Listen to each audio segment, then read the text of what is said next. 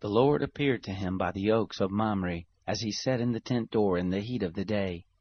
He lifted up his eyes and looked, and saw that 3 men stood opposite him. When he saw them, he ran to meet them from the tent door, and bowed himself to the earth, and said, "My Lord, if now I have found favor in your sight, please don't go away from your servant. Now let a little water be fetched. Wash your feet and rest yourselves under the tree. I will get a morsel of bread, so you can refresh your heart. After that you may go your way, now that you have come to your servant." They said, "Very well, do as you have said."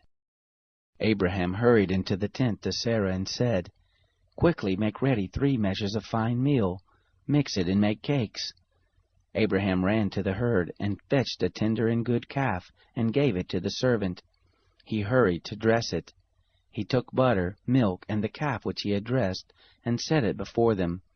He stood by them under the tree, and they ate. They said to him, "Where is Sarah, your wife?" He said, "See, in the tent." He said, "I will certainly return to you when the season comes round. Behold, Sarah your wife will have a son." Sarah heard in the tent door which was behind him. Now Abraham and Sarah were old, well advanced in age. It had ceased to be with Sarah after the manner of women. Sarah laughed within herself, saying, "After I have grown old, will I have pleasure, my Lord being old also?" The Lord said to Abraham, "Why did Sarah laugh, saying, 'Will I really bear a child, yet I am old?' Is anything too hard for the Lord? At the set time I will return to you, when the season comes round, and Sarah will have a son." Then Sarah denied, saying, "I didn't laugh," for she was afraid. He said, "No, but you did laugh." The men rose up from there and looked toward Sodom. Abraham went with them to see them on their way. The Lord said, "Will I hide from Abraham that which I do? Seeing that Abraham has surely become a great and mighty nation, and all the nations of the earth will be blessed in him. For I have known him, to the end that he may command his children and his household after him, that they may keep the way of the Lord, to do righteousness and justice, to the end that the Lord may bring on Abraham that which he has spoken of him."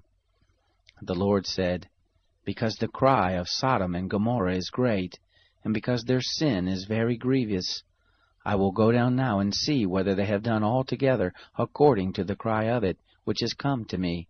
If not, I will know." The men turned from there, and went toward Sodom. But Abraham stood yet before the Lord. Abraham drew near and said, "Will you consume the righteous with the wicked? What if there are 50 righteous within the city? Will you consume and not spare the place for the 50 righteous who are therein? Be it far from you to do things like that, to kill the righteous with the wicked, that so the righteous should be as the wicked. May that be far from you. Shouldn't the judge of all the earth do right?" The Lord said, "If I find in Sodom 50 righteous within the city, then I will spare all the place for their sake." Abraham answered, "See now, I have taken it on myself to speak to the Lord, who am but dust and ashes. What if there lack 5 of the 50 righteous? Will you destroy all the city for lack of 5? He said, "I will not destroy it if I find 45 there." He spoke to him yet again and said, "What if there are 40 found there?" He said, "I will not do it for the 40's sake."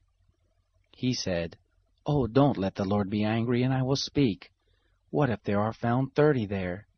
He said, "I will not do it if I find 30 there." He said, "See now, I have taken it on myself to speak to the Lord. What if there are 20 found there?"